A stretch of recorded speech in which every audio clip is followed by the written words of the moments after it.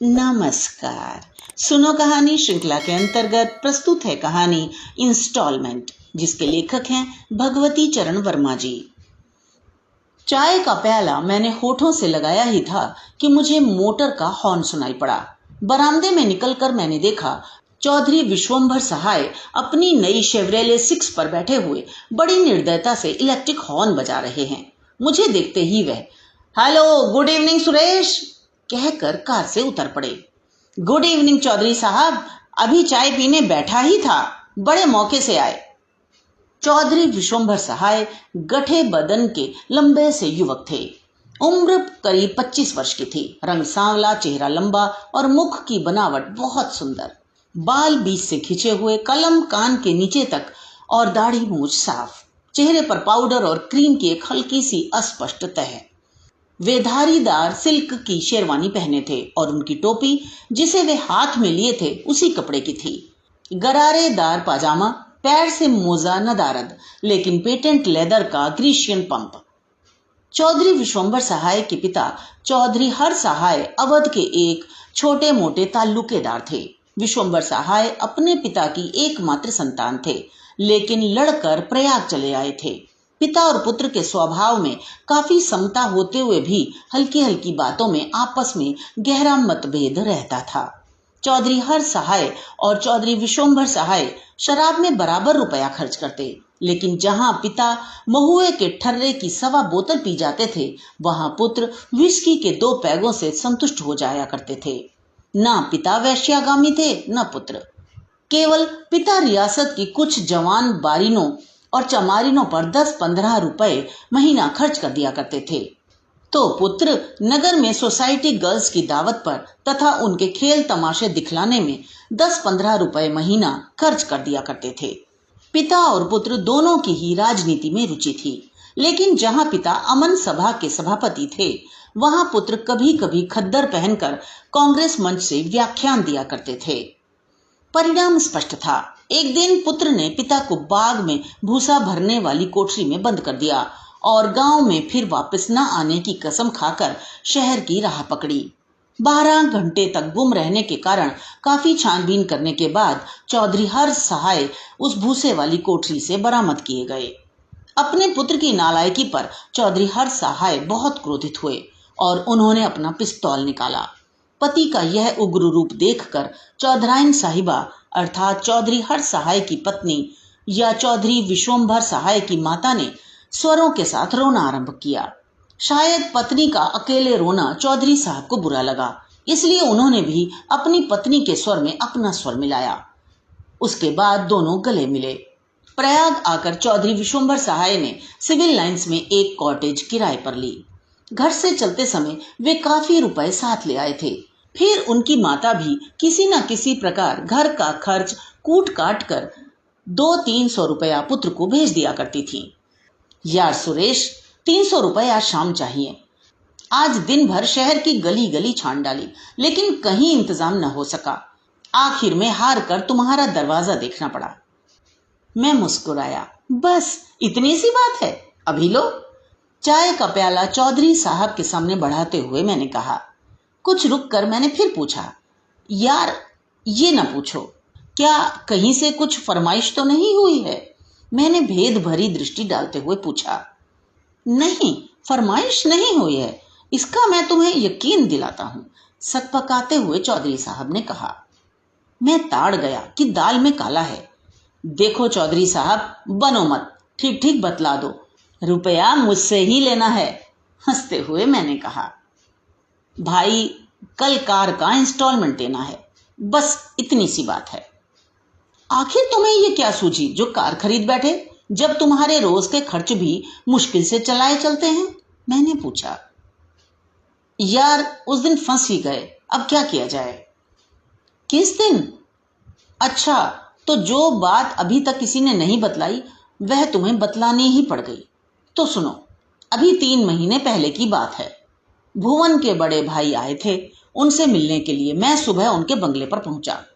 तांगा मैंने बंगले पर पहुंचते ही छोड़ दिया, क्योंकि काफी लोग इकट्ठा थे और मेरा ख्याल था कि जल्दी छुट्टी न मिलेगी। मेरा अनुमान गलत भी न था। खा पीकर करीब 12 बजे फुर्सत मिली। मुझे एक काम से चौक जाना था। मैंने भुवन से तांगा मंगवाने को कहा तो मालूम हुआ कि नौकर बीमार है।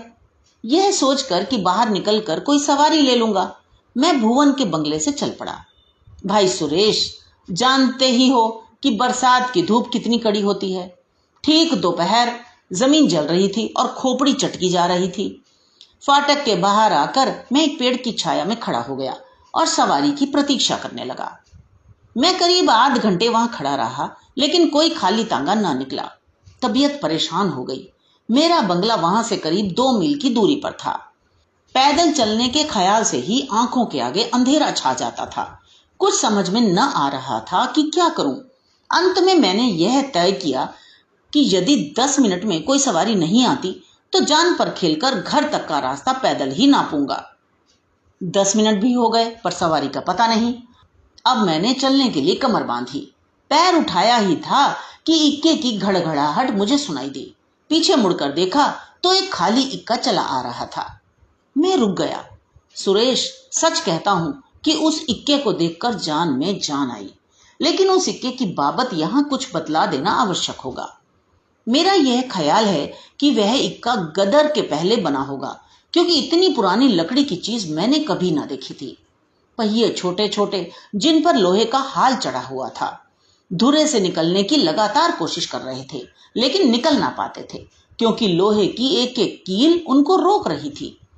इसलिए शायद उन कीलों से लड़ने के समय कभी कभी एक कर्कश आवाज कर देते थे। इक्के की छत बार बार चारों तरफ हिल डुल कर अपने बुढ़ापे को प्रकट कर रही थी। छत के 3 डंडे तो मौजूद थे, लेकिन चौथे के जवाब दे देने के कारण बांस का डंडा लगाया गया था। बाकी 3 डंडों में भी काफी मरहम पट्टी हो चुकी थी।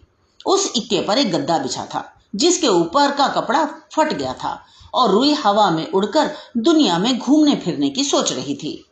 उस इक्के में जो घोड़ी जुती हुई थी वह करीब 3.5 फुट ऊंची, 5 फीट लंबी, 1 फुट चौड़ी होगी। उसकी एक एक हड्डी गिनी जा सकती थी। वह कभी कभी रुककर सुस्ताने का प्रयत्न भी कर लेती थी। इक्केवान करीब 70 वर्ष के बुजुर्गवार थे, जिनकी दाढ़ी काफी लंबी थी और सन की तरह सफेद, कमर झुकी हुई और दांत नदारद। उनके एक हाथ में चाबुक था और एक हाथ में घोड़ी की रास। वे उस समय शायद अफीम की पिनक में ऊँघ रहे थे। सुरेश, तबीयत तो न हुई कि उस पर बैठूं, लेकिन मरता क्या ना करता। मैं चलते इक्के पर ही उचक कर बैठ गया। घोड़ी ने अंदाज लिया कि इक्के पर बोझ अधिक हो गया और वह विरोध रूप में खड़ी हो गई। इक्के के खड़े होने के साथ ही जो झटका लगा तो बड़े मियाँ ने आंखें खोल दी। एक ही सांस में घोड़ी को मां बहन की गालियां देते हुए 4-5 चाबुक फटकार गए। घोड़ी को चलना पड़ा। इसके बाद उन्होंने मुझे देखा। बाबूजी सलाम, कहाँ चलना होगा? बस सीधे चलो, मैंने कहा, क्योंकि मेरा बंगला उसी सड़क पर था। थोड़ी दूर चलने के बाद एक तांगा मेरी दाहिनी ओर से आगे बढ़ा। मैंने देखा कि उस तांगे पर 2 स्त्रियां बैठी थीं। उन दोनों को तुम भी जानते हो, प्रभा और कमला। ये दोनों जब मैं यूनिवर्सिटी में था मेरे साथ पढ़ती थीं। इधर कुछ दिनों से इन दोनों से मेरी दोस्ती कुछ थोड़ी सी गहरी हो रही थी। सुरेश, क्या कहूं, इनको देखते ही मेरा चेहरा पीला पड़ गया, कलेजा धक से हो गया। अगर इन्होंने मुझे इस सिक्के पर देख लिया तो? एकदम मैंने अपना मुंह उधर से फेर लिया, लेकिन बदकिस्मती से मैं ही अकेला उस सिक्के पर था। अगर और सवारियां होती तो शायद मैं छिप भी जाता। तांगा तेजी के साथ बढ़ा जा रहा था, लेकिन एकाएक धीमा हो गया। मैं उस समय पीछे देख रहा था। मैंने सोचा कि तांगा चाहे लाख धीमा किया जाए, मेरे इक्के को नहीं पा सकता। यह सोचकर मैंने संतोष की गहरी सांस ली, लेकिन एकाएक तांगा रुक गया और प्रभा तथा कमला दोनों ही जोर से खिलखिलाकर हंस पड़ी। सुरेश, तुम नहीं जान सकते उस वक्त मेरी क्या हालत थी। लज्जा और क्रोध से मेरे मुख का रंग बार बार बदल रहा था। दिल में तरह तरह के ख्याल आ रहे थे। कभी तबीयत होती थी कि इस इक्के वाले की जान ले लूं, कभी अपनी ही जान लेने की सोचता था, फिर कभी उन दोनों का गला घोट देने की तबीयत होती थी। लेकिन मैंने अपना मुंह सामने न किया तो न किया। मैंने भी इक्के वाले से कहा, इक्का रोक दो, लेकिन काफी देर तक तांगे ने चलने का नाम न लिया तो मुझे मजबूरन इक्के वाले से कहना पड़ा, इक्का मोड़ दो। और मैं जहां से चला था वहीं लौट आया। इतना अपमानित मैं जीवन में कभी ना हुआ था। मैंने तय कर लिया कि मैं इन दोनों को दिखला दूंगा कि मेरे पास कार है और इस प्रकार मैं अपने आत्मसम्मान पर लगे हुए धब्बे को धो दूंगा। उसी दिन शाम को मैंने यह कार ले ली। पास में रुपया न था, इसलिए इंस्टॉलमेंट सिस्टम पर यह कार लेनी पड़ी। मैं हंस पड़ा। अच्छा, इस तरह से कार आई। खैर, कार तो आ गई। चौधरी विश्वंभर सहाय ने चाय का दूसरा प्याला बनाते हुए कहा, यार सुरेश, यह कार मैं नहीं रख सकता। अपना खर्च चलाना ही मुश्किल पड़ रहा है। कार तो एक बला पीछे लगी, लेकिन क्या करूं, मजबूर हूं। जिस दिन से कार ली है उस दिन से उन दोनों की शक्ल ही नहीं दिखलाई दी। आज 2 महीने से दिन रात कार पर चक्कर लगा रहा हूं।